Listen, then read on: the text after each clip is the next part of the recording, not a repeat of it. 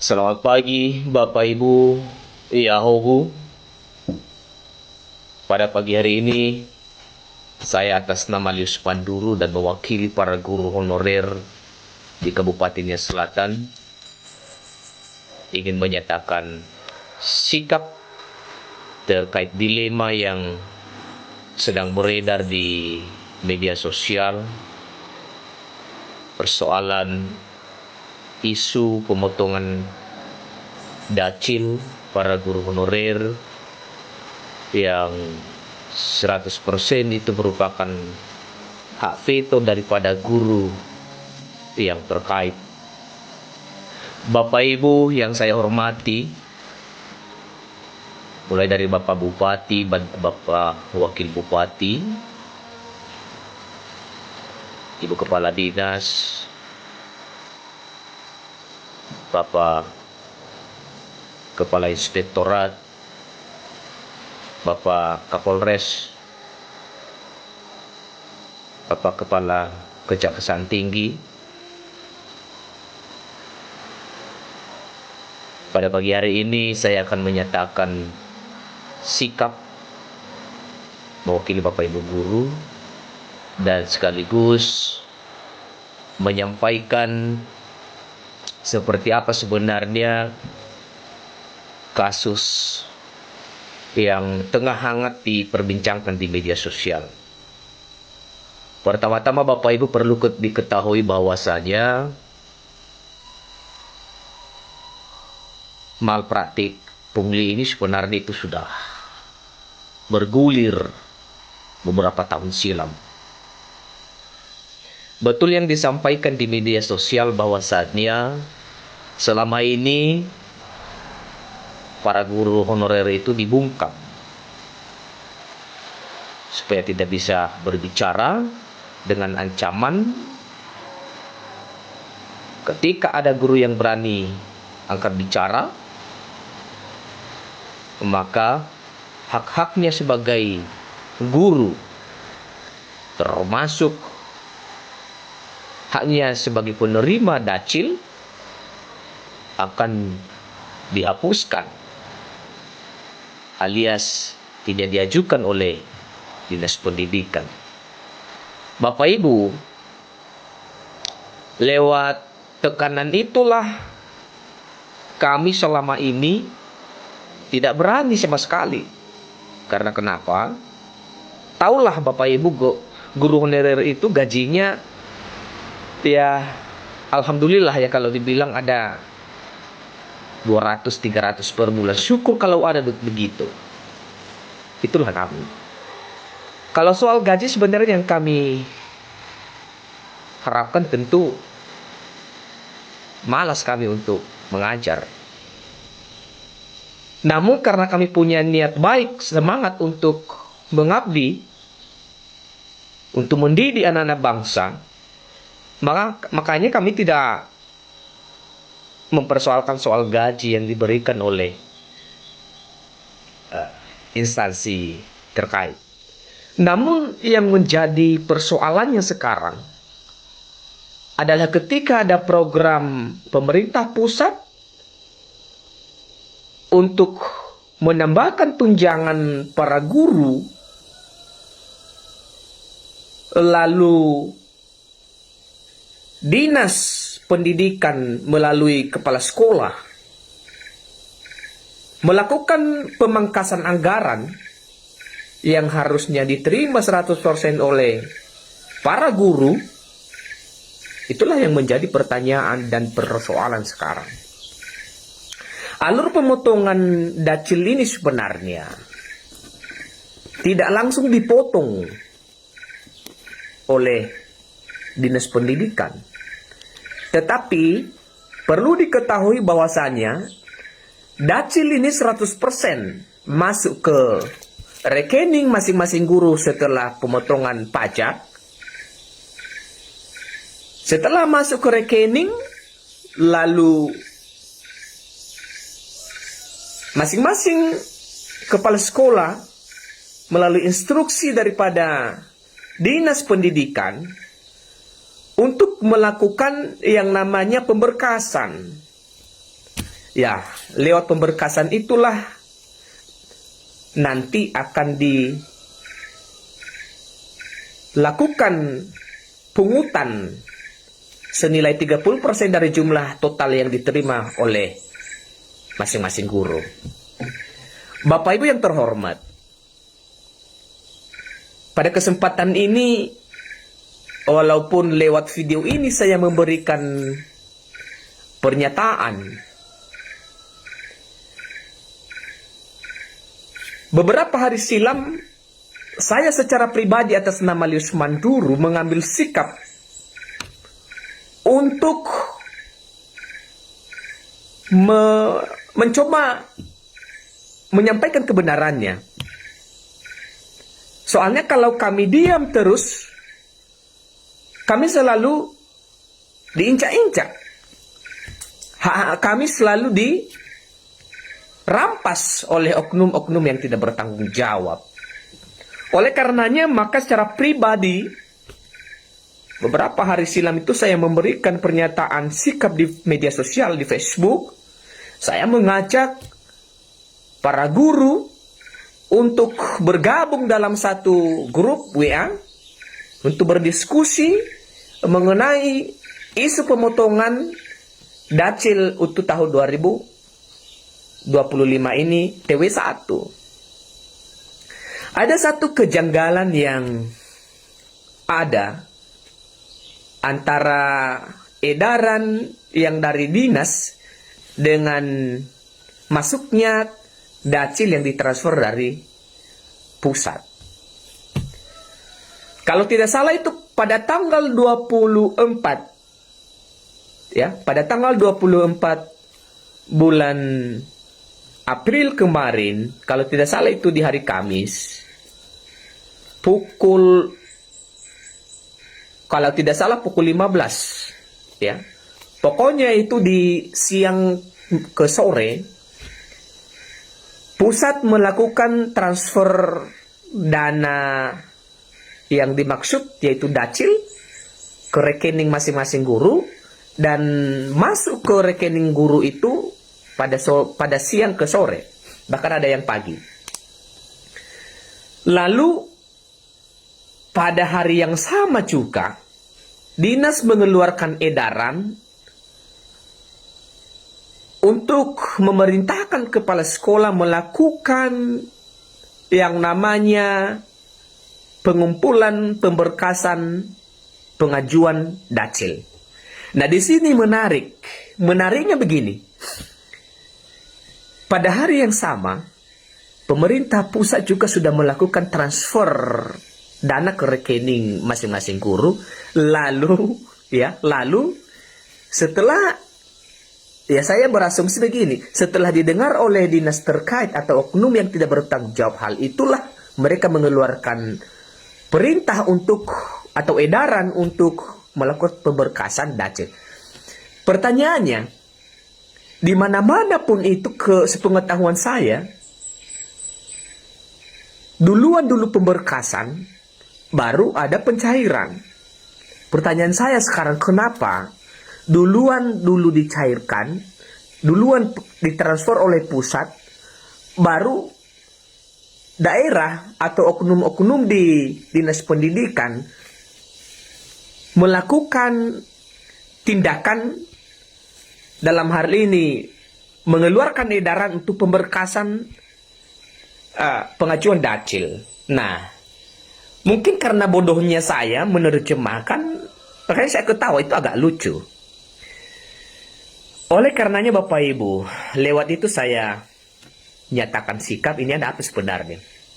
Cukup selama ini beberapa tahun kita hak-hak kita dianulir, hak kita dirampas, dan pada saat itu juga saya menyatakan sikap, kalaupun saya dipecat sebagai guru honorer,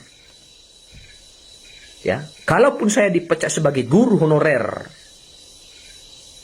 dan diberhentikan sebagai penerima Dacil, atas nama Lius Manduru siap mengambil resiko apapun, asalkan hak para guru itu tidak ada lagi pemotongan. Ya. Mohon semoga video saya ini bisa ditonton oleh Kepala Inspektorat dan juga para penegak-penegak hukum, baik di daerah Kabupaten Selatan, Provinsi Sumatera Utara, dan juga di Senayan sana. Setelah itu ada beberapa orang yang ingin prihatin, ya, seperti dari legislatif. Ada beberapa orang DPR saya telepon. Ada beberapa orang DPR saya chat di WA. Saya meminta petunjuk dari mereka. Termasuk di situ ada Abangda, anggota DPRD Provinsi Sumatera Utara, Bang Berkat Lauli. Saya juga meminta tanggapan anggota DPRD Abangda Tukarita Lunohi. Begitu juga saya meminta tanggapan Ibu Megawati Zebua. Dan anggota DPRD provinsi lainnya saya meminta tanggapan mereka. Begitu juga saya sudah meminta tanggapan daripada anggota DPRD Kabupaten Selatan. Ada beberapa orang. Salah satunya ada Pak Brian Giawa dan anggota DPRD lain. Dan kemudian saya melihat di media sosial, setelah saya viralkan kejadian itu, ditanggapi oleh Bang Halawa yang dari Dapil Telu. Nah, kemudian setelah viral, ada saya baca di media sosial, saya tidak tahu apa itu benar-benar respon dari Pak Bupati. Di situ beliau mengatakan lewat chat itu, ya saya tidak tahu apa di WA atau di mana itu, bahwasanya beliau meminta bukti fisik terkait dugaan pelanggaran tindak pidana tersebut. Seharusnya, mohon maaf ini sebesar-besarnya dan izin kepada Pak Bupati, sebenarnya itu tidak perlu Pak untuk meminta alat bukti. Sama halnya atau logikanya kita di keluarga, kita sebagai kepala keluarga ketika anak-anak kita atau anggota keluarga kita melakukan suatu tindakan yang menyeleweng, apa mesti kita harus meminta alat bukti? Saya kira tidak. Nah, jadi izin kalau saya salah. Seharusnya Bapak Bupati atau Bapak Wakil Bupati mengambil sikap untuk melakukan tindakan memanggil, ya, baik itu kepala dinasnya atau oknum-oknum yang di dinas. Dan juga kami sarankan untuk memanggil seluruh para guru yang dianggap itu hak-haknya dianulir. Dan juga sebagai saksi di situ, ya ingat ya, yang menjadi saksi utama di situ adalah seluruh kepala sekolah. Itulah yang menjadi saksi utama. Kenapa seluruh kepala sekolah?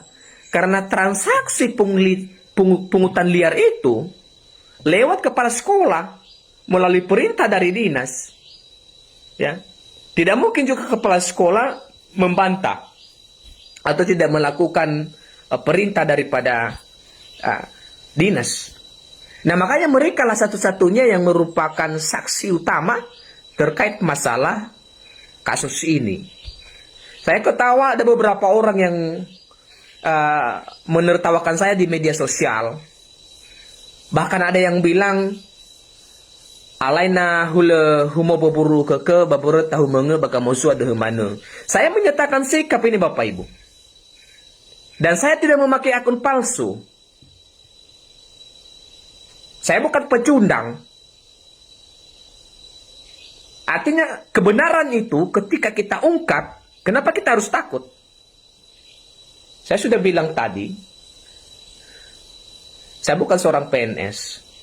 saya sebagai kaum pemerhati dan juga terlibat sebagai orang yang dikorbankan dalam hal ini. Sengaja saya membuat video ini sebagai bahan pertimbangan kepada kita semua, kepada publik dan juga kepada para penegak hukum lainnya, kepada anggota DPRD juga di Kabupaten Nia Selatan dan Provinsi Sumatera Utara, ya. Dan mungkin dalam waktu dekat saya akan melakukan koordinasi dengan Kepala Ombudsman Sumatera Utara.